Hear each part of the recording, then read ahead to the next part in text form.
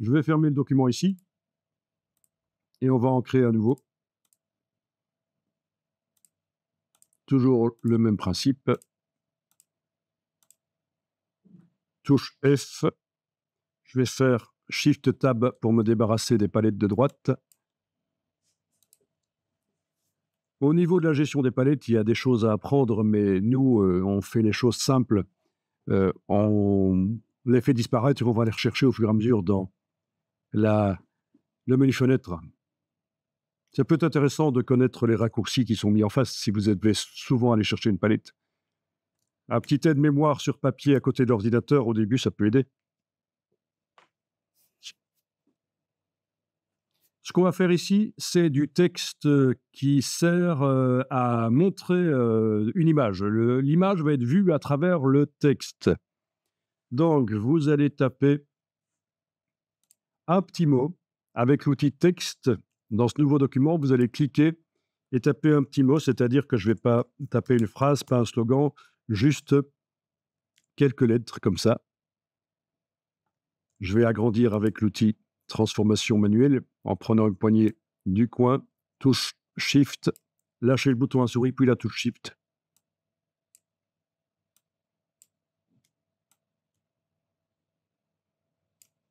Bien. Palette, fenêtre texte caractère, je vais directement enclencher l'approche optique.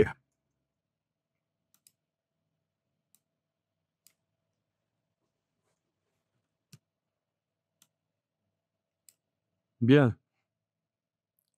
Choisir la police de caractère. Et alors ici, on va choisir une police qui soit est déjà d'origine très épaisse, ou alors on va la rendre épaisse. Donc, je vais choisir ici bêtement de l'Arial.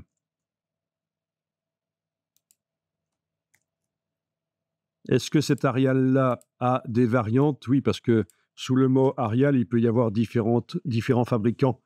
Voilà. C'est une police qui n'est pas très conseillée parce qu'elle est tellement vue et revue. C'est ce qui correspond à Helvetica sur les Mac. Ça s'appelle Arial sur les PC. Voilà. Et donc la ligne de base est sélectionnée là, bien.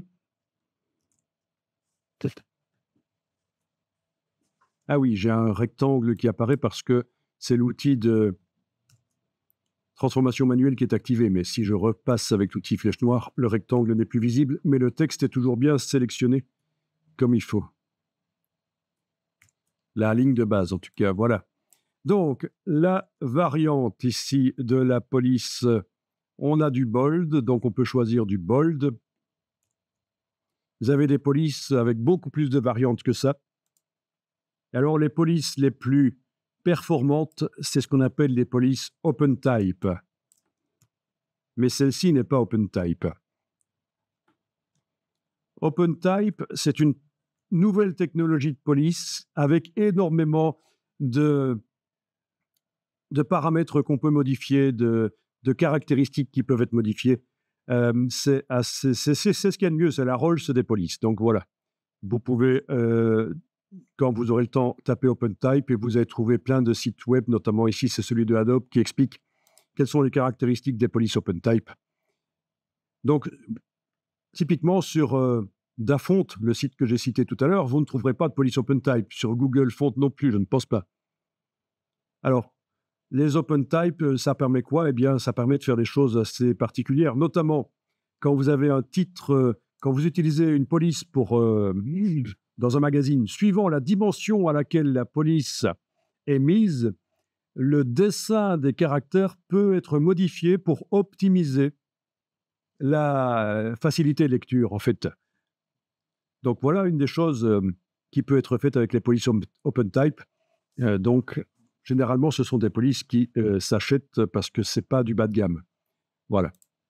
Mais donc, celle-ci est très simple. Cette police que j'ai choisie, ce n'est pas de l'OpenType. Clairement, il n'y a que 4 variantes, Regular, Italic, Bold, Bold, Italic. Donc, mais ça va marcher malgré tout, en matière de typographie, vous avez les puristes et vous avez les autres, voilà, les graphistes dont j'estime que je fais plutôt partie, les graphistes moins puristes en matière de typographie.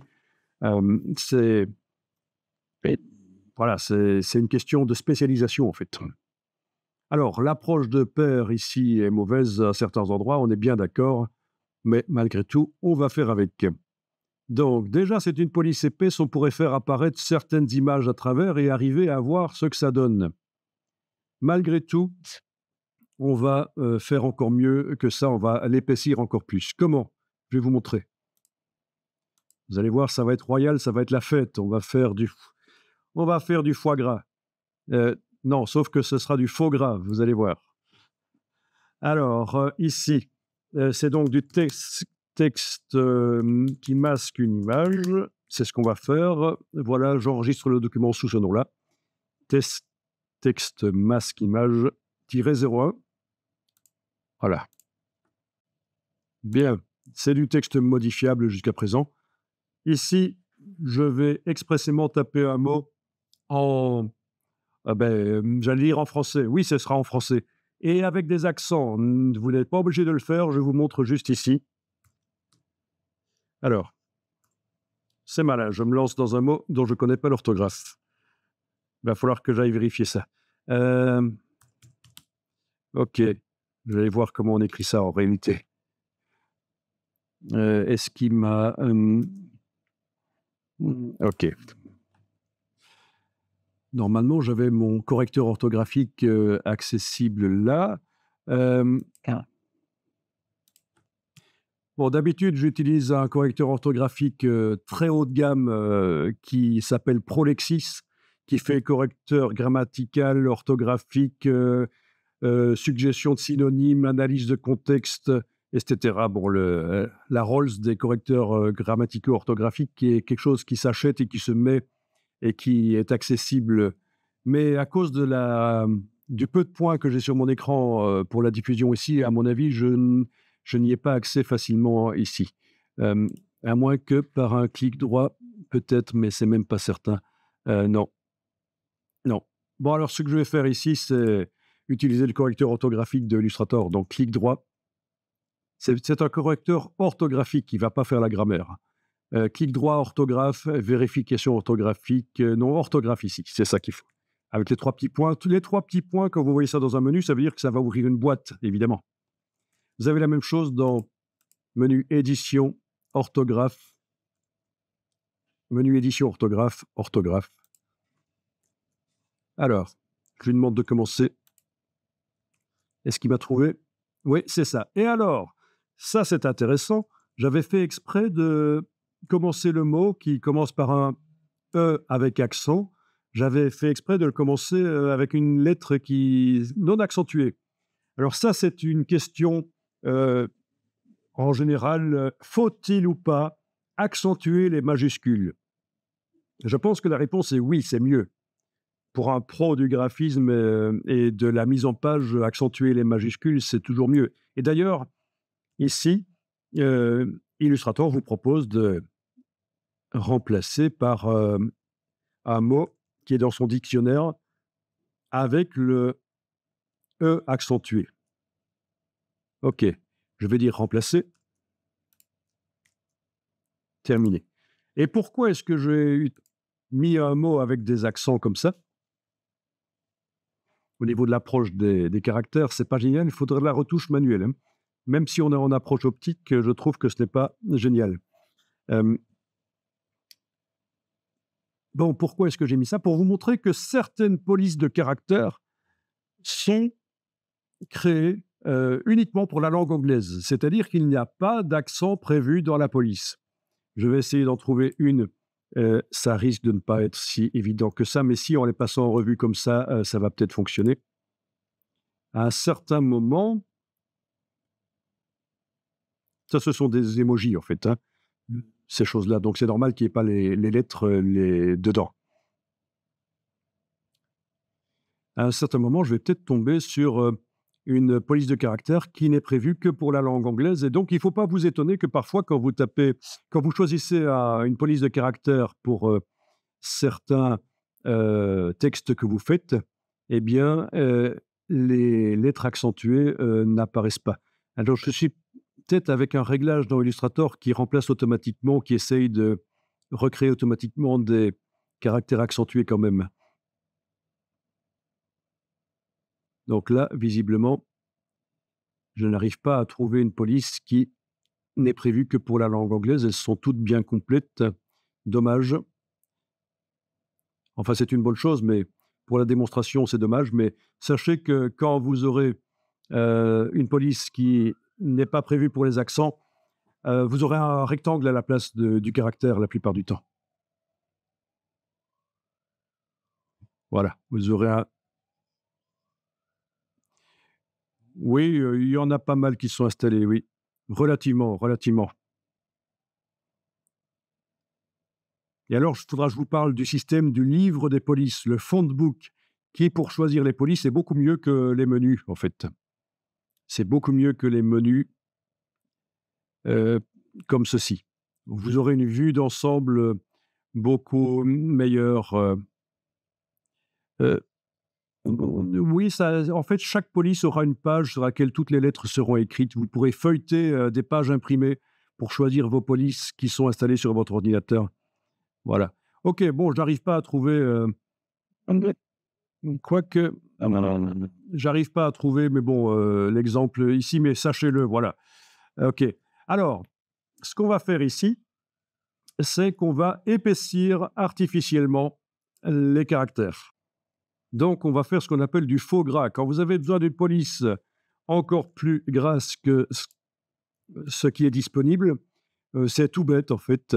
Il suffit de sélectionner donc la police, le mot que vous avez tapé, d'une manière ou d'une autre, voilà, sélectionner avec la flèche noire, par exemple, la ligne de base. Puis, vous allez mettre en avant la case contour. Vous allez lui mettre du noir comme contour et vous allez épaissir le contour, tout simplement. Ça s'appelle le faux gras, F-A-U-X, gras. C'est-à-dire, c'est pas prévu dans la police au départ, mais on va pouvoir donner l'impression que la police est plus épaisse que ce qu'elle n'est. Voilà, on va pouvoir gérer. Donc, par la palette contour, on peut agrandir. Voilà. Ah, on a un petit problème. Ça, c'est intéressant.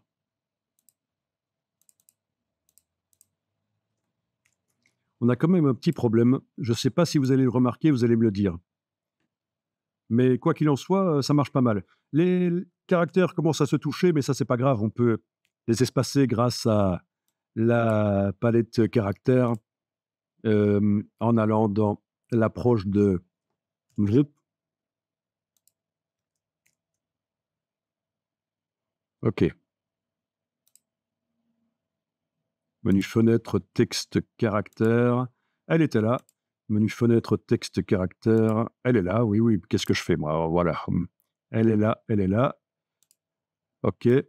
Donc, l'approche de groupe ici pour espacer. Si ça nous ennuie que ça se touche. Voilà. OK. Je vais quand même un peu diminuer ici. Bien. Donc, du texte bien épais. Est-ce que vous voyez quel est le problème avec ce texte? Moi, je le vois sur l'écran ici. Ah oui, ton point d'exclamation, on voit plus vraiment que c'est un point d'exclamation. D'accord. Donc, à la limite, il serait peut-être possible de gérer l'épaisseur du contour sur chacune des lettres. S'il y en a certaines où ça pose vraiment un problème, comme celle-ci, tiens, peut-être, voilà, je la sélectionne avec l'outil texte. Donc, avec l'outil texte, je la sélectionne et je vais peut-être aller sur celle-là, tenter de mettre un contour différent des autres.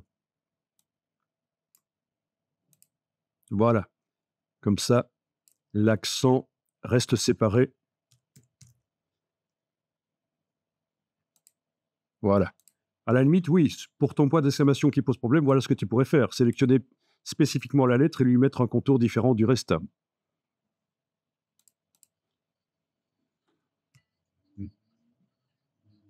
Et alors, il a la même couleur. OK. Ici, vous voyez ce qui se passe chez moi? Le contour que j'ai ajouté n'est pas noir profond, alors que le caractère a une couleur noir profond.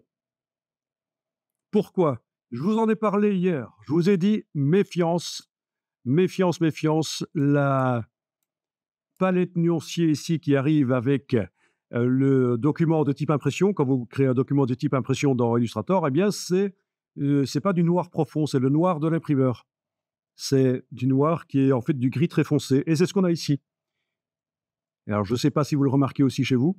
Confirmez-moi que votre contour n'a pas exactement la même intensité de noir que le fond de la lettre. Oui, si vous avez changé la couleur et que vous avez pris la même couleur de contour que le fond, évidemment, vous n'avez pas ce problème lié au noir quadri, au noir de l'imprimeur. Mais les autres qui ont fait en noir, est-ce que vous voyez cette différence? Confirmez-moi. Bon, regardez ce que je vais faire alors. Dans le bas de la palette nuancier, je vous ai dit, c'est vraiment le gros piège en infographie. Il y en a plein qui s'y font prendre. Ils superposent des objets noirs à d'autres objets noirs. Et puis, on voit des espèces de fantômes comme ça, d'objets qui apparaissent alors qu'ils sont censés être noyés dans le noir. OK. Ici, je vais dans le bas de la palette nuancier. Regardez, vous allez le faire après. Je vais dans le bas de la palette nuancier sur la bibliothèque. Et je vais aller sur nuancier par défaut. Et nuancier par défaut, je vais aller chercher le nuancier qu'on a, qui est fourni par Illustrator quand on crée des documents RVB vraiment prévus comme ça dès le départ, des documents pour le web. C'est le nuancier RVB de base ici qu'il vous propose. Alors, il est possible que chez vous, il arrive comme ça en petit, avec des petits échantillons, c'est pas grave, vous savez comment on fait, menu de la palette, et on demande affichage par grande vignette. Et alors, le noir ici, c'est un vrai noir RVB, complètement noir. Donc, je sélectionne la ligne de base du texte. J'ai bien la case contour à l'avant-plan. J'active, je lui mets ce noir RVB. Plus de problème. C'est vraiment un noir profond sur le contour aussi. Très intéressant ça. J'enregistre le document, allez-y, testez.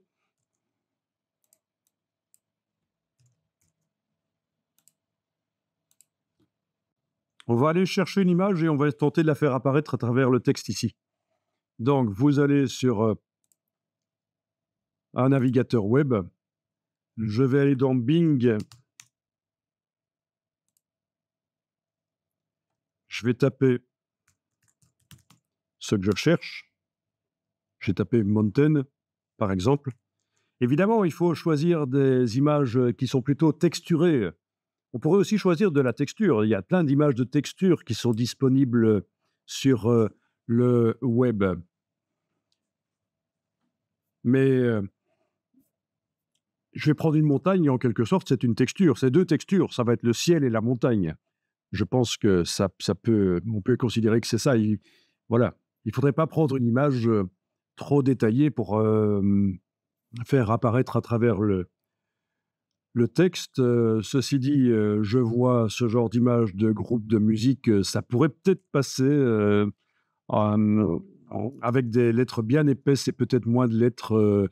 On pourrait, à travers 3-4 lettres, montrer correctement une image qui montre malgré tout les personnages. Mais voilà. Alors, je vais passer à la partie images. Voilà. Je vais filtrer, parce que là, toutes les images que je vois, il y en a peut-être qui sont sous copyright. Je vais quand même mettre toutes les chances de mon côté de trouver une image qui n'est pas sous copyright. Voilà. Au niveau licence, domaine public. Alors, si vous voyez une image qui vient de Wikipédia, quand vous survolez, il est indiqué Wikimedia, en fait, vous pouvez être certain que c'est une image du domaine public. Il n'y a même pas à chercher plus loin. Tout ce qui est sur Wikipédia, toutes les images qui agrémentent les articles Wikipédia sont du domaine public, tout comme le texte Wikipédia aussi d'ailleurs. Mais bon. Alors, vous allez choisir d'afficher une image, si possible, voilà, une image avec une ligne d'horizon, du ciel éventuellement. Petit signe plus. Est-ce que vous voyez votre signe plus quand vous cliquez sur l'image, en fait, dans Bing? Vous cliquez sur l'image, Vous êtes arrivé avec l'image là et toutes ces informations, et pour quitter ça, c'est la petite croix ici au-dessus à droite. Oui, donc quand vous cliquez sur l'image, parce que j'ai remarqué qu'avec certains navigateurs web, le petit signe plus, on ne le voit pas. Est-ce que vous avez le menu ici, plus, 3 petits points plus, en dessous de l'image?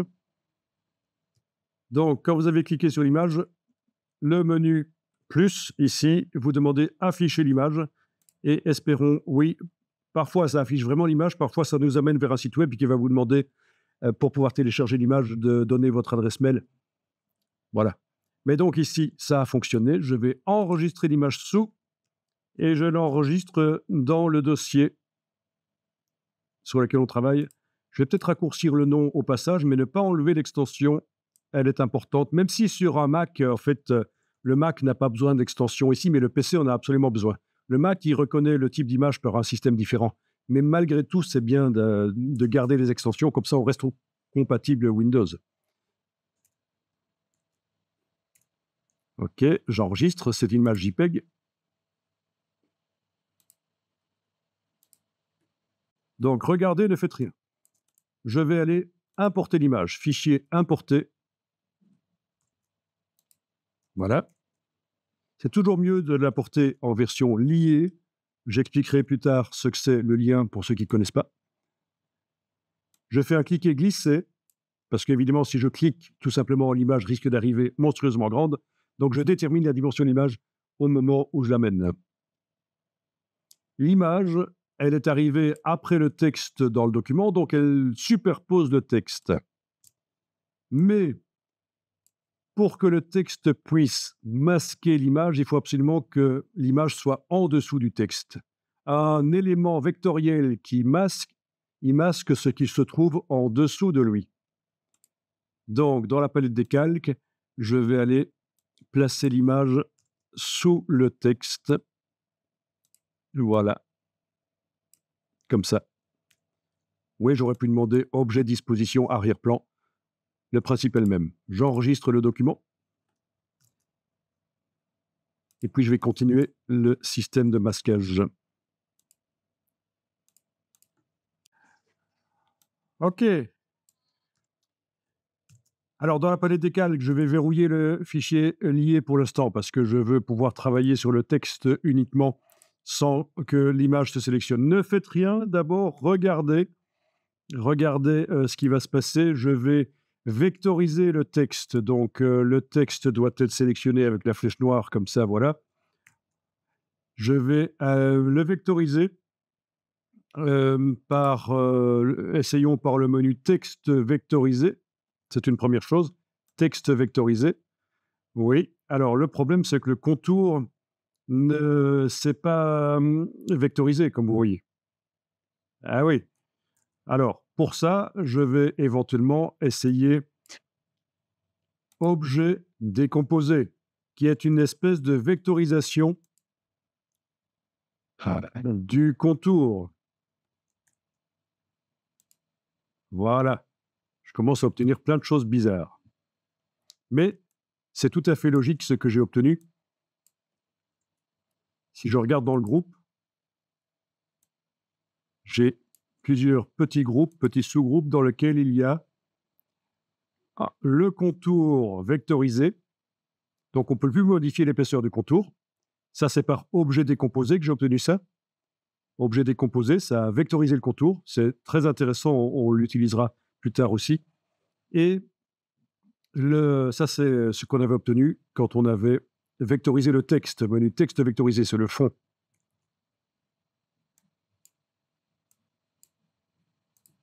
Voilà. Il s'agit juste ici, justement, ceci, du caractère qui est juste là à droite sur mon écran. Donc, si j'enlève l'œil en face du contour vectorisé, voilà, il disparaît. Si j'enlève l'œil en face du tracé transparent, on ne voit plus que le contour vectorisé. Et si je fais CTRL-Y, vous voyez ce que c'est. C'est une forme à trou voilà, pour ceci. Voilà, ce sont des formes à trous, voilà. Ça peut être intéressant. CTRL-Y. Voilà. Et alors, Oui, je vais repasser en CTRL Y. Logiquement, je devrais sélectionner tout, menu sélection, sélectionner tout, et utiliser le Pathfinder. Le Pathfinder, menu fenêtre Pathfinder, ne le faites pas. Je vous ai dit, je vous montre juste. Menu fenêtre Pathfinder et réunir. Et voilà, on dirait que ça a fonctionné. J'obtiens finalement le texte vectorisé avec sa composante contour qui épaississait, le faux gras. OK. Évidemment, s'il n'y avait pas eu le faux gras, s'il n'y avait pas eu l'épaississement du texte par l'ajout d'un contour, il aurait suffi de faire menu texte vectorisé et c'était bon. Bien. Alors là, je vais enregistrer ça sous un nouveau nom et je vais recharger la version 3 juste après. Donc, je l'enregistre sous la version 4. Hein. Je ferme. CTRL-W. Je fais fichier, ouvrir les fichiers récents. Je vais aller ouvrir la version 3. OK. Donc, le texte là n'est pas vectorisé. Il est toujours modifiable. C'est du texte modifiable. Donc, ce qu'on peut faire, qui est plus simple, parce que vous avez vu, c'est quand même pas mal d'opérations. On peut tenter ce qu'on a fait précédemment, c'est pixeliser ça et le revectoriser. Je tente. Objet pixelisé. Donc, j'ai bien sélectionné, d'abord, il faut que je le dise avec la flèche noire, j'ai bien sélectionné le texte, bien sûr. Le texte. Donc, objet pixelisé. OK. Donc, j'ai des pixels blancs et noirs. Et quand je zoome, je vois que ce sont vraiment des pixels. C'est une image. D'ailleurs, dans la palette des calques, on a une image. Donc là, je vais dans menu fenêtre, vectorisation de l'image et j'enclenche la vectorisation. Alors, il ne voit pas l'image malgré qu'elle est sélectionnée. Je vais donc devoir cliquer à côté pour la désactiver et revenir cliquer dessus. Là, il la voit. La boîte est accessible. Je peux cocher la case aperçue pour enclencher la vectorisation. Il dit que la vectorisation d'être un peu lente sur cette grande image, c'est pas grave. Je fais OK. Dans les options avancées, j'ignore le blanc. Voilà. Et puis, objet, vectorisation de l'image décomposée. Et voilà, par la technique simple que je vous avais expliquée, on a obtenu la même chose. Il n'a pas fallu vectoriser le texte, puis décomposer le contour, puis utiliser le Pathfinder pour réunir, avec tous les risques que ça ne marche pas toujours très bien. Alors, pour répondre à ta question, tu demandes le décomposer, ça correspond à quoi en fait? Décomposer, c'est chaque fois que on a un paramètre modifiable dans Illustrator. Notamment là, c'était l'épaisseur du contour qui était modifiable. Et je vais le montrer éventuellement sur un nouveau document, ce sera plus simple. Vous ne le faites pas, je le fais juste ici pour vous montrer. Voilà. Par exemple, je prends le crayon et je vais faire un trait. OK. Donc, il n'y a pas de fond, mais il y a un contour noir que je vais épaissir par la palette contour. Donc, c'est un paramètre modifiable, l'épaississement ici du contour. Avec la touche majuscule, je clique pour aller vite, pour épaissir vite, voilà. Je vais lui mettre une couleur autre que du noir, voilà. Donc, contour de cette couleur-là sur cet objet modifiable au crayon. Waouh, je recommence. Bon, alors il n'a pas l'air de bien vouloir le faire. Quels sont les paramètres ici? 20 pixels pourtant? OK. Oui, voilà, donc modifiable. Épaisseur du contour modifiable, on est d'accord. Eh bien, si cet objet, je le décompose, objet décomposé, je vais obtenir une forme fermée. Voilà. Et évidemment, il n'y a plus de possibilité de modifier l'épaisseur. C'est une forme fermée. Donc, je suis passé d'un état modifiable vers un état figé. C'est vectorisé, en fait. C'est en quelque sorte, le décomposé, c'est vectoriser un effet modifiable. C'est décomposer, c'est vectoriser un paramètre modifiable. À quoi ça sert? Eh bien, ça sert quand on ne peut plus faire évoluer un objet. On est obligé de faire ça si on veut lui faire certaines opérations. On est obligé de faire ça, en fait. Et vous allez voir que ça peut être utile de connaître ce système-là. Et donc voilà, sur le texte dans l'autre document-là, c'est ce que j'avais fait la première version. J'avais vectorisé le texte et le contour était resté là, modifiable, et l'épaisseur était modifiable. J'avais dû décomposer le contour. J'avais obtenu des formes, voilà, dont l'épaisseur n'était plus modifiable. Puis, fusion de tout avec le Pathfinder, donc bien compliqué. Donc, quand on connaît Illustrator, ça marche. Sinon, la technique, là, est meilleure, je pense, pour vous. Même si, pour un puriste, il est possible que le dessin des caractères ait un tout petit peu été modifié par la vectorisation, par la pixelisation pour la vectorisation. Ça, voilà. Alors, je vous propose de faire ça. Allez-y. Donc, vous allez verrouiller le fichier lié. Vous allez sélectionner la ligne de base du texte. Je vais peut-être revenir à la version précédente pour le faire en même temps que vous. Fichier, version précédente. Oui, voilà, je verrouille donc l'image pour être certain de ne pas la manipuler pendant que je vais faire l'autre opération. Je sélectionne le texte. Je vous rappelle qu'on n'est pas dans Photoshop. Pour sélectionner le texte dans la palette des calques, ce n'est pas en faisant ceci. C'est en faisant la cible, en cliquant sur la cible. Voilà. Même si, dans la palette des calques, un autre objet est activé comme ça n'a aucune importance. Le fait est qu'on active, on sélectionne par la cible. La ligne de base du texte est sélectionnée. Il s'agissait donc tout simplement de faire objet pixelisé. OK.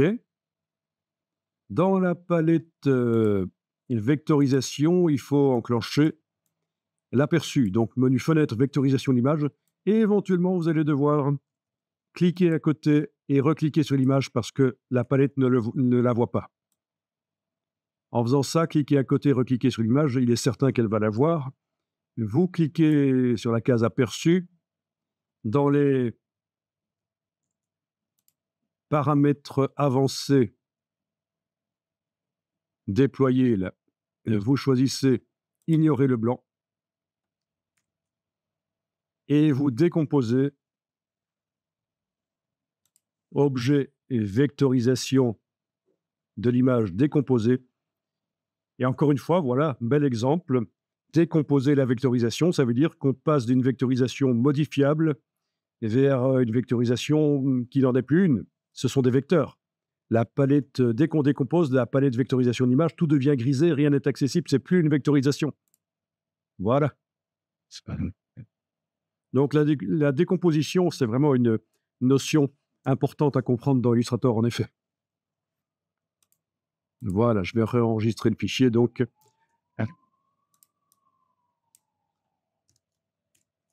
Version 5. Voilà. Et dans la palette des calques, vous devriez trouver... Où est-elle là? Dans la palette des calques, vous devriez trouver un groupe. Et suite à la décomposition de la vectorisation, un groupe qui contient des tracés, dont certains tracés, si nécessaire, sont des tracés transparents. C'est quand il y a des trous, quand ce sont des lettres à trous.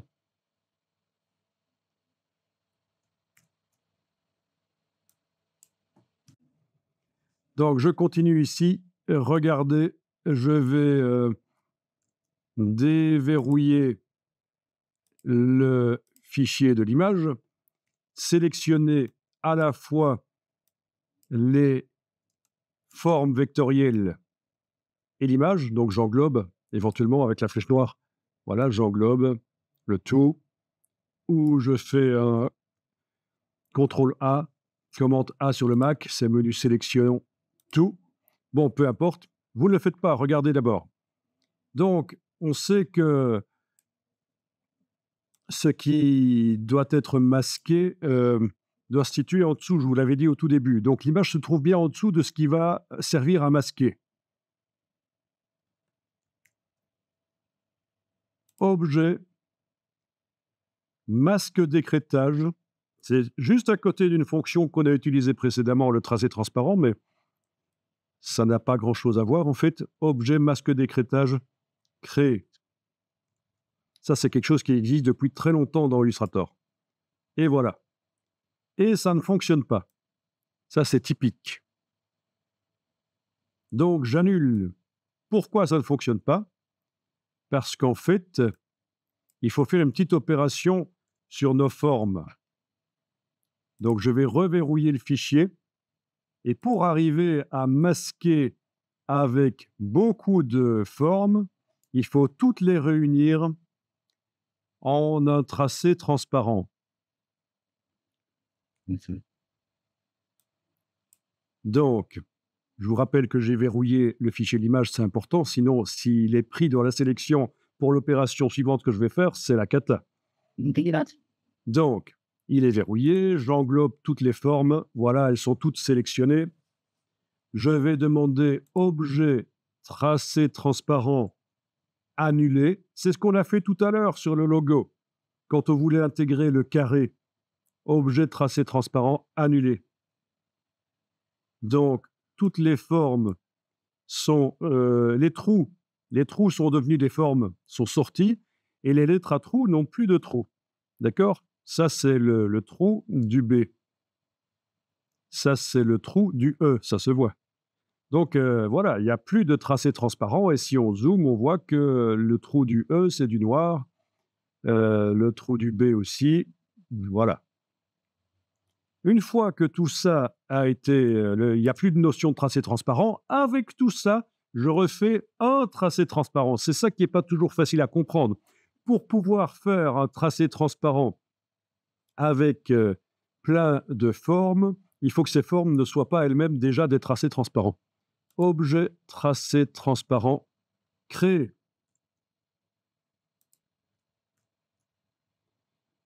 Du coup, je me retrouve avec un objet. Tout le mot, là, c'est un objet tracé transparent. Je déverrouille le fichier lié. Je sélectionne tout. Je demande objet masque d'écrêtage créé. Ça fonctionne. L'image est vue à travers tout le mot. Et je vais pouvoir la bouger et l'ajuster. Voilà, vous allez pouvoir tester ça. Donc, je vais ici faire fichier version précédente. Voilà. Donc, on fait ça ensemble si vous voulez. Vous avez le fichier lié qui est verrouillé. Vous faites un sélection tout, puisqu'il n'y a rien d'autre dans ce document à part le texte et le fichier image. Donc, ça sélectionne tout le texte. Vous faites objet tracé transparent annulé.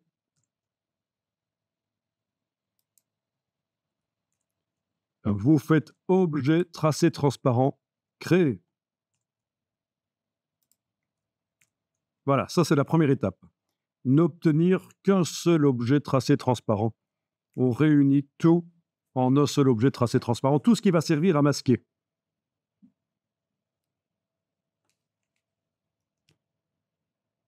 Il suffit ensuite de déverrouiller le fichier de l'image, de sélectionner tout. Donc j'ai déjà ça qui est sélectionné, je peux faire Shift-clic, ou alors je fais sélection tout. Enfin voilà, l'image et ce qui va servir à masquer, c'est sélectionné. Les deux sont sélectionnés. Objet masque d'écrêtage créé. L'image est vue à travers le masque. Et c'est très sympa comme effet spécial. On voit parfois des titres comme ça. Après, on va repositionner l'image. Voilà, j'enregistre. Dites-moi si ça marche, si vous y arrivez. Ou surtout, dites-moi si vous n'y arrivez pas. Voilà, je vous montre juste quelque chose ici. Je reviens en arrière un peu. Ne le faites pas. C'est le texte sous forme de groupe avec dedans des tracés, dont des tracés transparents. OK. L'image est verrouillée. Je sélectionne tous les caractères, enfin toutes les formes. Voilà. Donc, tout à l'heure, je vous ai dit qu'il fallait faire objet, tracé transparent, annuler. Mais en fait, dans les dernières versions d'Illustrator, cette étape n'est pas nécessaire. Je peux directement faire objet, tracé transparent, créer. Donc, je fais directement objet, tracé transparent, créer. Je déverrouille le fichier lié, je sélectionne le tout, je fais objet, masque d'écrêtage, créer, et ça fonctionne. Mais ça, c'est seulement dans les dernières versions d'Illustrator que l'étape de annuler les tracés transparents n'est pas nécessaire. Voilà, je le dis parce que parce que vous allez parfois voir, mais tiens, pourquoi est-ce qu'il nous a dit d'annuler les tracés transparents alors que ça marche si on le fait pas? Voilà, mais ça, c'est pas très important. Voilà, l'essentiel, c'est d'y arriver. C'est-à-dire qu'une étape supplémentaire, celle-là ne posait pas de problème, elle ne créait pas de problème technique de faire une étape supplémentaire qui n'était pas nécessaire, annuler les tracés transparents.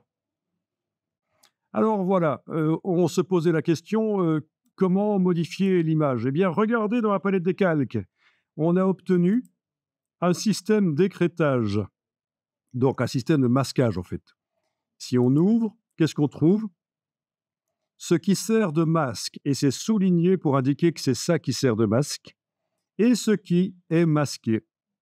Vous voulez modifier l'image, la repositionner dans les caractères, il faut juste la sélectionner avec la petite cible ici. Et puis, avec la flèche noire, on la repositionne, et voilà. Et on peut aussi, évidemment, la redimensionner avec l'outil de transformation manuelle.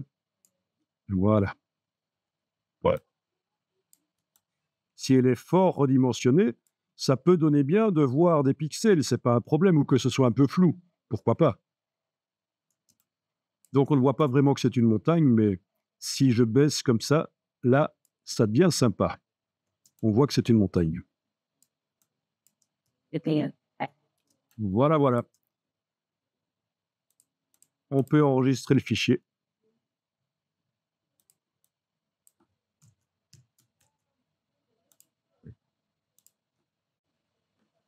Techniquement, il doit être possible de mettre un contour sur le masque. En sélectionnant le masque, en ayant la case contour à l'avant-plan, palette nuancier.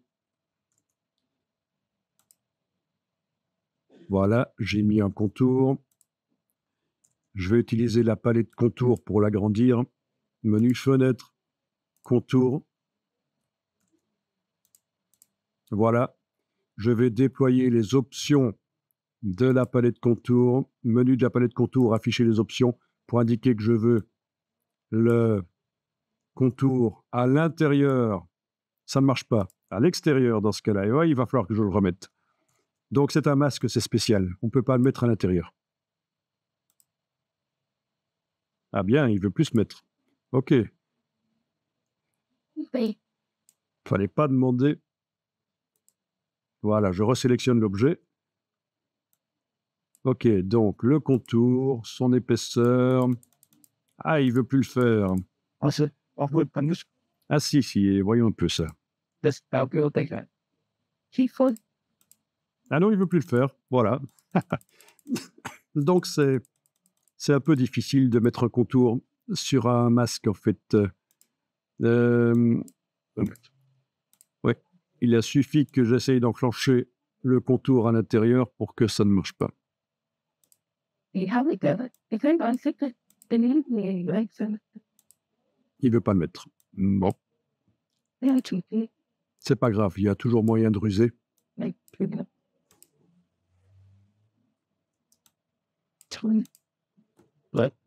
Oui, c'est vraiment si vous vouliez un contour autour de l'objet. Voilà comment finalement je ferai, puisque vu que c'est un masque, ça pose des problèmes. Je sélectionne le masque.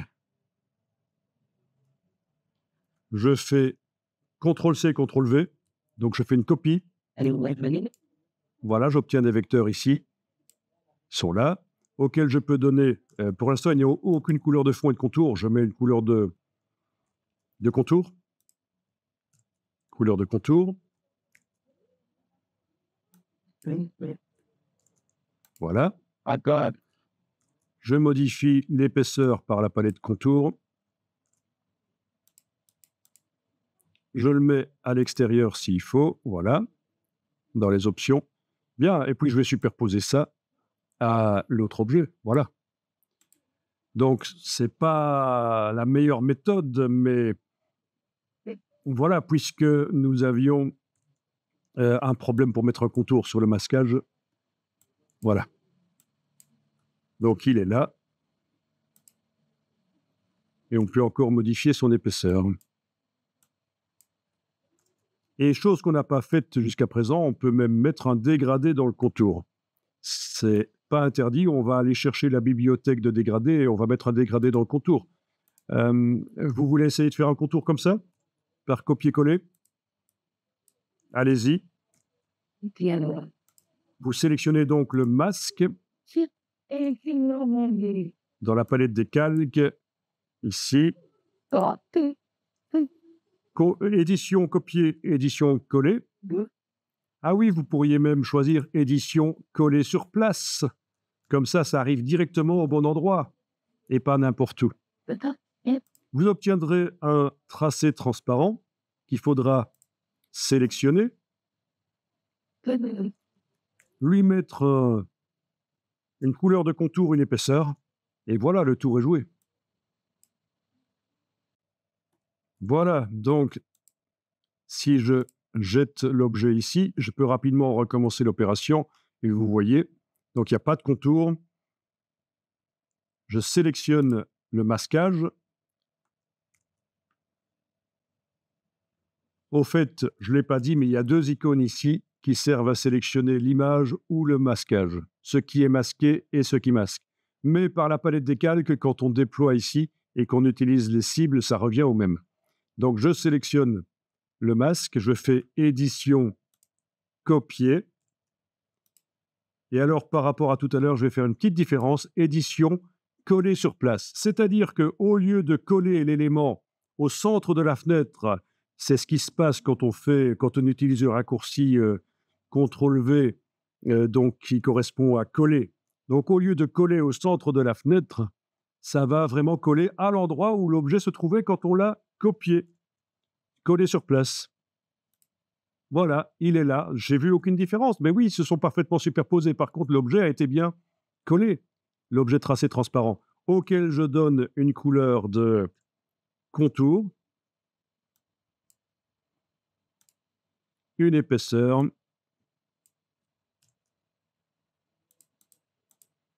voilà, à l'extérieur, ou voire même à l'intérieur. Dans ce cas-ci, ça marche. Oui, c'est peut-être pas plus mal, c'est peut-être plus gracieux même de le mettre à l'intérieur dans ce cas-ci. C'est vous qui voyez. En tout cas, on avait dit pas à cheval, parce que ça modifie le dessin de la lettre et c'est pas acceptable, c'est moche. Il vaut mieux que le contour soit à l'extérieur ou à l'intérieur. Ça, c'est l'intérieur ou l'extérieur. Bon, finalement, je le mets à l'intérieur, je trouve que c'est encore mieux.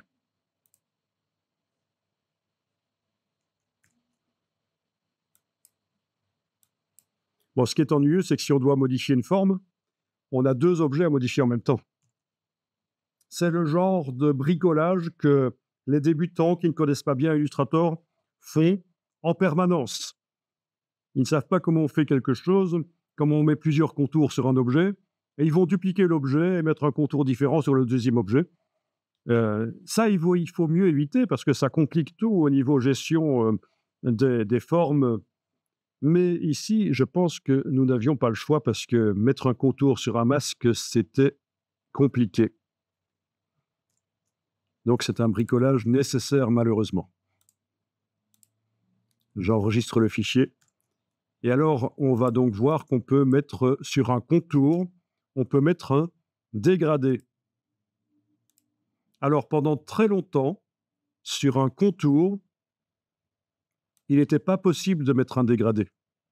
Dans Illustrator, c'est relativement récemment dans l'histoire de Illustrator qu'on peut mettre un dégradé sur un contour. Avant, si vous voulez mettre un dégradé sur un contour, on était obligé de faire menu objet, décomposer, pour transformer le contour en une forme, comme on a vu tout à l'heure. Et là, on pouvait mettre sur la forme un dégradé. Mais là, maintenant, il n'y a plus besoin de décomposer les contours pour pouvoir mettre un dégradé dessus, voire même un motif, ça marche aussi. On peut simplement sélectionner l'objet qui contient le contour, donc le tracé transparent du dessus là. La case contour est à l'avant-plan et vous allez tester l'application d'un dégradé. Vous cliquez sur un des dégradés qui se trouve par exemple dans la palette nuancier. Voilà. Il y en a un autre. Celui du jaune à l'orangé. Voilà. Voilà, et vous voyez que ça fonctionne.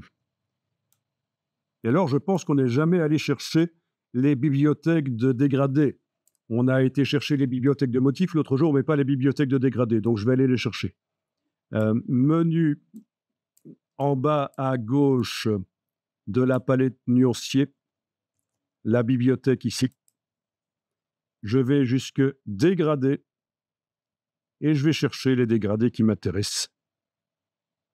Bon, je vais commencer par feuillage, par exemple. Une palette s'est ouverte.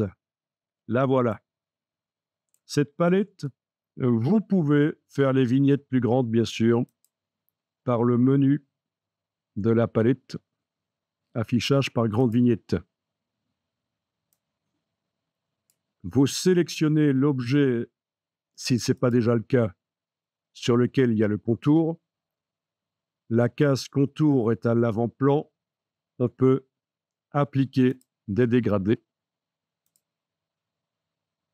On peut passer en revue les autres palettes de dégradés en utilisant, on l'avait fait pour les motifs, en utilisant ceci, les flèches pour voyager. Voilà, par exemple, je vais mettre ça.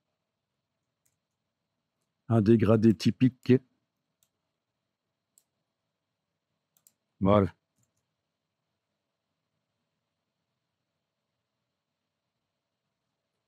OK. Alors, regardez la suite. Accrochez-vous. Je resélectionne l'objet qui contient le contour.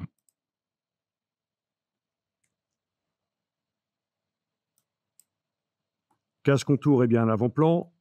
Je peux choisir les dégradés que je mets. Parfait.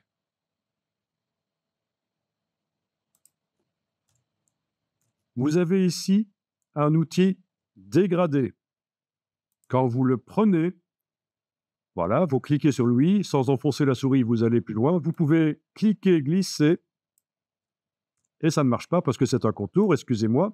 Oubliez l'outil, il va falloir passer par la palette dégradé de couleurs. Donc, ce qui fonctionnait sur des formes ne fonctionne pas sur les contours. Donc, voilà, menu fenêtre, dégradé de couleurs, c'est ce qu'il faut faire. Menu fenêtre, dégradé de couleurs, oubliez l'outil dégradé de la palette des outils quand il s'agit d'un contour. Voilà, menu fenêtre, dégradé de couleurs, voilà le dégradé, voilà ses paramètres. Cette boîte est agrandissable. Voilà.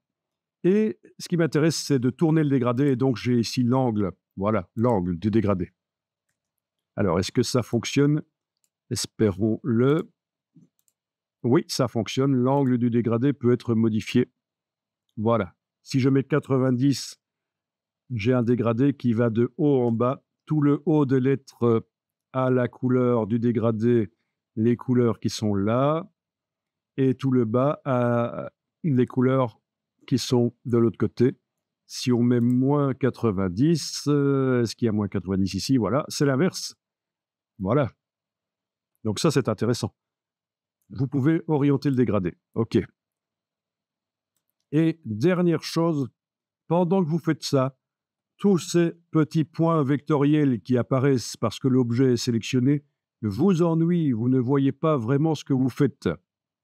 Ce que vous pouvez faire, c'est garder la forme sélectionnée et demander à Illustrator que ces points, temporairement, ne soient pas visibles. Et pour faire ça, c'est menu Affichage et on demande Masquer le contour de sélection. Donc l'objet est toujours sélectionné, mais on ne voit pas les points. Et donc on peut aller choisir des dégradés. Je vais aller choisir d'autres dégradés, tester d'autres dégradés. Voilà, OK. Je teste et je vois clairement bien ce que je fais. Parfait. Excellent. L'orientation du dégradé peut être modifiée par la palette ici. Ah oui, le type de dégradé aussi, ça peut être un dégradé radial. Donc, dégradé radial, une extrémité du dégradé est au centre, et puis plus on va vers l'extérieur, plus c'est l'autre extrémité. Bon, mais sinon, je peux le laisser en linéaire. La plupart des dégradés, là, que vous voyez dans la palette, sont linéaires. OK, orientation, c'est vous qui choisissez. Bien, amusant. Et on peut aller, bien sûr, beaucoup plus loin que ça. Ce n'est que une première approche. Et ce qui est intéressant, c'est que c'est vraiment une image pixelée. Si on doit mettre un motif sur un texte, ce sera une autre procédure plus facile. Ici, il a fallu transformer les caractères, les vectoriser. Il a fallu s'en servir comme masque. Voilà.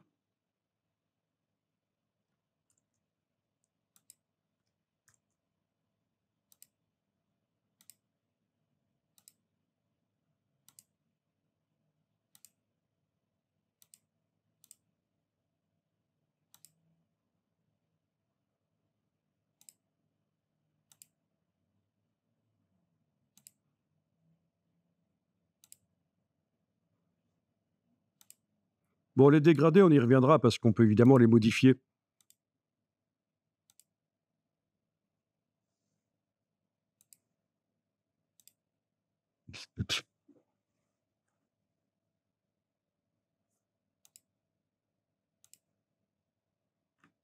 On peut évidemment les modifier. Alors, n'oubliez pas que vous avez demandé de masquer le contour de sélection, parce que sinon, pour la suite de l'Illustrator, vous allez vous demander, mais tiens, pourquoi quand j'essaie de sélectionner un objet, il ne se sélectionne pas? Alors qu'en fait, il se sélectionne. C'est juste parce que dans le menu affichage, vous avez oublié de réafficher le contour de sélection. Voilà. Donc ça, c'est le piège de masquer le contour de sélection. C'est bien pratique pour se débarrasser des vecteurs affichés pendant qu'on modifie un objet, mais après, si on oublie de réenclencher, on a l'impression que Illustrator bug. Et vous savez où se situent les bugs en général en informatique? Entre le dossier de la chaise et l'écran. Voilà, ça veut dire que en général, c'est l'utilisateur qui est le problème. C'est pas le logiciel. Voilà, après, il faut imaginer ça mis sur une couverture en tant que titre éventuellement. Je vous montre. Ne le faites pas, je vous montre juste la procédure. Je vais ici utiliser le plan de travail et recadrer. Voilà. Je vais enregistrer ça en tant que titre. Je vais appeler ça titre.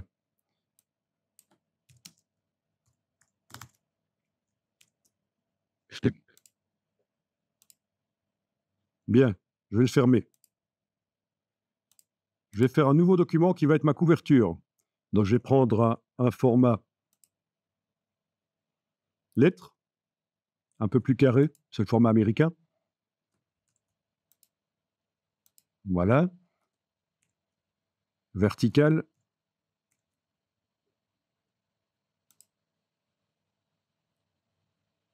Bien, j'active la flèche noire pour sortir de l'édition du plan de travail. Sur cette couverture, je vais aller mettre un rectangle qui déborde. Ça dit quelque chose à certains, sans doute, la notion de fond perdu. Bien, je vais aller mettre un dégradé vite fait sur le fond. Voilà. Sur le fond, je voulais un dégradé. OK.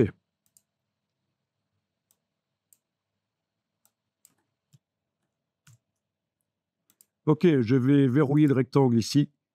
Jusque-là, je pense que c'est facile à faire. Un nouveau document avec un rectangle qui contient un dégradé sur le fond. Il déborde parce que... Pourquoi est-ce qu'il déborde?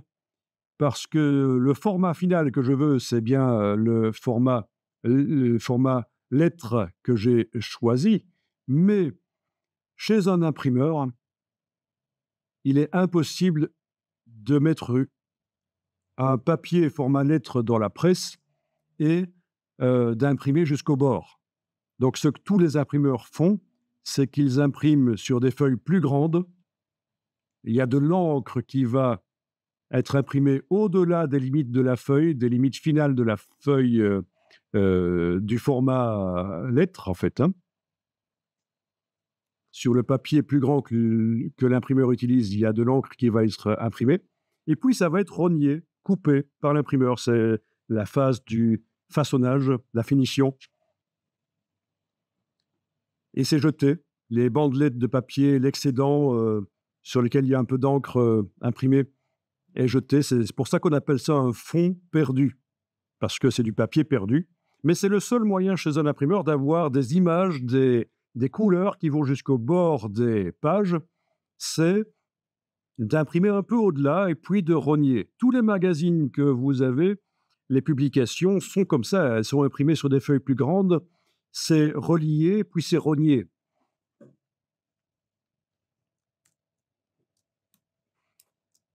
Alors, ce qui est particulier ici, c'est ceci. Je vais faire fichier importer et bizarrement, je vais aller importer un document Illustrator dans mon document Illustrator. Le titre ici, je l'importe. Cliquez glisser. Voilà, c'est mon titre. Et rien n'est modifiable là. Il n'est pas modifiable. Je ne sais pas aller changer la position de l'image par rapport au texte, la couleur du dégradé dans la couleur du dégradé, je ne sais pas. Ah oui, au fait, je vais annuler et je vais recommencer parce qu'au moment où j'importais ceci, j'aurais pu cocher ça, les options d'importation, qui me montrent que je peux choisir, oui, support, en principe, c'est ça, c'est la taille du support, c'est la taille du plan de travail qui était dans mon document Illustrator. Vous vous souvenez que j'avais été le réduire un peu autour de l'objet, sans coller à l'objet. Voilà, mais donc ça marche. OK. Cliquez, glisser. Voilà. Repositionner. Transformation manuelle avec la touche Shift, il faut agrandir ou rétrécir. Donc, il n'est pas modifiable. Quel est l'intérêt d'importer un document Illustrator dans un autre alors? J'aurais pu simplement faire un copier-coller de l'autre document et amener tout ici. L'intérêt, c'est que c'est léger. Une image Illustrator comme ça, importée dans un autre document Illustrator, c'est léger, ça n'alourdit pas. Vous allez pouvoir importer comme ça pas mal de documents Illustrator et les assembler ensemble, faire une composition complexe grâce à ça. Et si jamais il faut modifier le document Illustrator, on modifiera l'original, ça va se répercuter ici. Il n'y a pas de problème. Je vais vous montrer. Voilà. Alors sur ça, je pourrais peut-être aller mettre un effet spécial qu'on n'a pas encore utilisé. Effet spécial, ombre portée. Voilà. OK. Et vous commencez à avoir une couverture de magazine, en fait, et des choses intéressantes. L'ombre est très forte. J'ai pris juste les paramètres qui sont proposés par l'ombre. Les ombres, on y reviendra. On ne va pas exagérer sur les ombres pour l'instant. Et sur Ce que j'explique, c'est déjà assez complexe. Bien. Après, il faut mettre des photos, il faut mettre des textes, il faut faire sa couverture de livre ou de magazine. On considère que c'est le nom du magazine, ça. Voilà. Si je veux modifier la couleur du dégradé, l'épaisseur du contour ou quoi, voilà. Je trouve que l'épaisseur du contour est trop forte. Voilà. Il faudrait que ce soit moins fort. Je réouvre l'original. Alors attendez, par la palette lien, au lieu de se casser la tête à essayer de le retrouver, je vais simplement sélectionner l'image ici. Ce qui m'inquiète, c'est que le haut de l'accent ici n'est pas visible. Ça, je me demande pourquoi, il faut que je vérifie. Donc, menu fenêtre, lien. Donc, je vous rappelle que quand on a importé l'image ici, c'était l'option lier était cochée. Donc, c'est important. Ça veut dire qu'en permanence, Illustrator regarde ce qui arrive au fichier sur le disque dur et s'il est modifié, il va me le prévenir ici. Il va me prévenir, tiens, il y a eu une modification. OK, je suis dans la palette lien. Le document Illustrator importé est sélectionné. Je vais ici dans le menu modifier l'original. Ça s'ouvre dans Illustrator. Voilà, il est là. Ah ben voilà pourquoi l'accent n'apparaissait pas au-dessus. Ça, c'est bizarre. Waouh. C'est plutôt le plan de travail que je vais repositionner. J'ai pas fait attention, en fait. OK, bon, ça, c'est une première chose. Donc, le haut de mon accent, maintenant, va apparaître. Deuxième chose, oui, il y avait ceci. L'épaisseur du contour.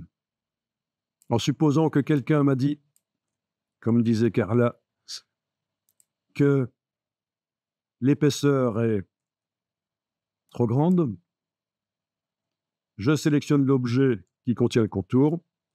Je vais dans la palette contour, menu fenêtre, contour, bien que dans la palette contrôle, on le voit. Où est-ce qu'il est? Ah, il est là. Je diminue l'épaisseur. On peut mettre des valeurs vraiment très précises si on veut. 1,5, voilà. 1,35, voilà. On peut aller au... Vraiment 10 millièmes de millimètre, il n'y a pas de problème. C'est évidemment très facile pour Illustrator de faire des valeurs très précises. Mais bon, c'est pas très justifié ici. Voilà, OK. Le contour est plus fin. Je fais fichier enregistré sans changer le nom. C'est important. Il faut bien prendre conscience que ce fichier, dans ma mise en page qui est là sur le côté, il est importé sous un certain nom. Il connaît le nom du fichier. Donc, quand j'enregistre ce fichier que je viens de modifier, je ne dois plus changer le nom. Pas question d'aller mettre un 13 à la place du 12. Non, le nom doit rester comme ça. Je fais fichier enregistré. Le fichier sur le disque dur est mis à jour, du coup. Avec les modifications que je viens de faire là, l'épaisseur du contour. Je vais dans ma mise en page. Et là, dans la palette lien, j'ai un petit point d'exclamation qui me dit « Tiens, le fichier sur le disque dur, il a été modifié. » Eh bien, je vais cliquer sur l'icône ici de mise à jour du lien et ça va se mettre à jour. Je vais un peu zoomer, qu'on voit bien. Voilà, ça va se mettre à jour dès que je clique sur l'icône. Voilà, contour moins épais et en plus, c'est repositionné. Je vois le dessus de mon accent, c'est parfait. Donc, très bonne méthode pour faire des choses complexes et ça marche aussi dans Photoshop. Vous pouvez importer un fichier Photoshop dans un fichier Photoshop. Vous allez pouvoir, malgré tout, que votre ordinateur n'est pas nécessairement hyper puissant, vous allez pouvoir faire des choses complexes grâce à ce système d'imbrication. Vous externalisez une partie des choses, elles sont sur le disque dur, c'est l'image de la chose que vous importez. C'est pas modifiable, mais c'est pas grave. Vous avez vu qu'il suffit d'ouvrir le fichier sur le côté, le modifier, faire fichier enregistré, ça se met à jour. Il suffit, dans la palette lien, de forcer la mise à jour avec ceci.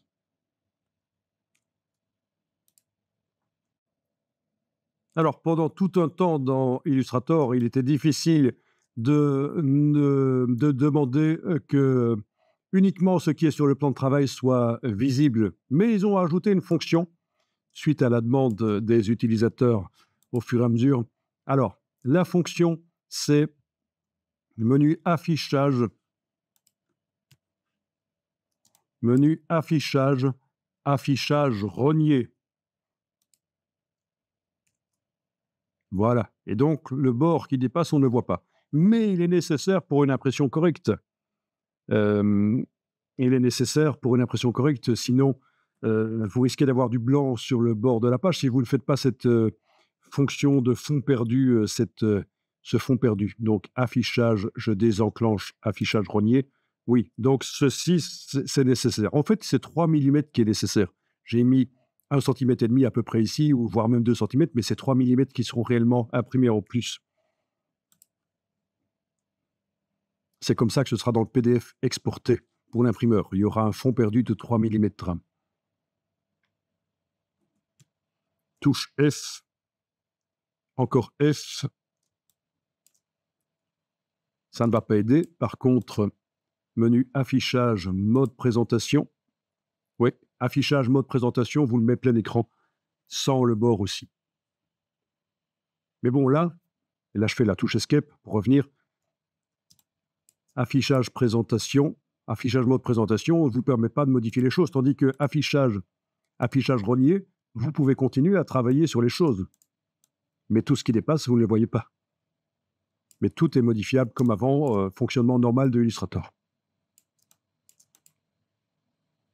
Sélection du rectangle. Est-ce qu'il est sélectionnable? Pas les décalques. Est-ce qu'il ne serait pas verrouillé par hasard? Si, il est verrouillé. Donc, sélection du rectangle, modification du dégradé. Vous mettre un fond uni, ça peut être bien aussi. Dans le nuancier, l'excès de dégradé est cœur, donc on fait attention à ce qu'on fait.